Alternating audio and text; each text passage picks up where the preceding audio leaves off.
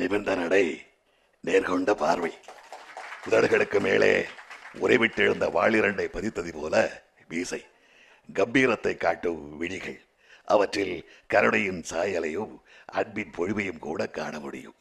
நீண்டுயர்ந்து வளைந்த மகுட தலைப்பாகை, நெடிய காதுகளில் தங்க வளையல்கள், விரிந்த மார்பகத்தில் விலை உயர்ந்த பதக்க வடிச்சரங்கள், இரும்பு தூணடைய கால்களிலும் எஃகு குண்டனைய புஜங்களிலும் காப்புக்கள், கையிலே ஈட்டி, இத்தனை சிறப்புகளையும் சிலை வடிவிலே கத்தப்பட்டு இன்றும் கிராமத்தில் இன்றைக்கும் காட்சி தருகிற தென்பாட்டி சிங்கம் வாளி, வாளுக்கு வேலி.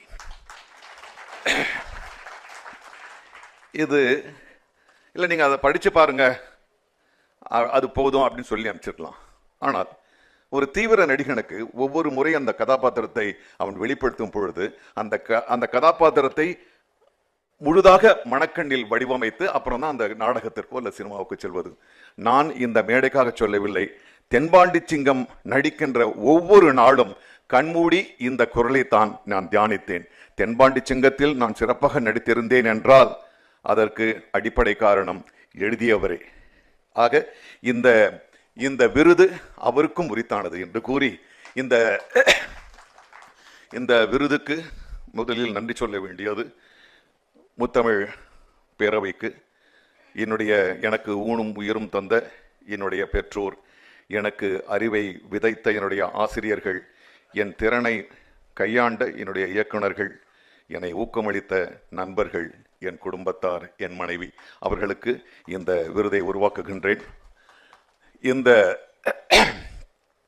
நாடு இன்று மிக அழுத்தமான ஒரு கட்டத்தில் நடந்து கொண்டிருக்கிறது. அரசியல் இல்லாமல் பார்த்தாலும் கூட பல பரிசோதனைகளை நோக்கி நடந்து சென்று கொண்டிருக்கிறது. இந்த தருணத்திலும் முதல்வர் ஐயா அவர்களின் ஒரு நாளின் 24 மணி நேரத்தில் அவருடைய பணிகள் 48 மணி நேரத்தை கேட்கிறது. அவர் உறங்குகின்றாரா இல்லையா என்பது கூட எங்களுக்கு சந்தேகமாக இருக்கிறது. ஆக இந்த அழுத்தத்தின் நடுவிலும் இந்த சவால்கள் நடுவிலும் இந்த கடமைகள் நடுவிலும் இந்த கலைஞர்களை மதித்து தன்னுடைய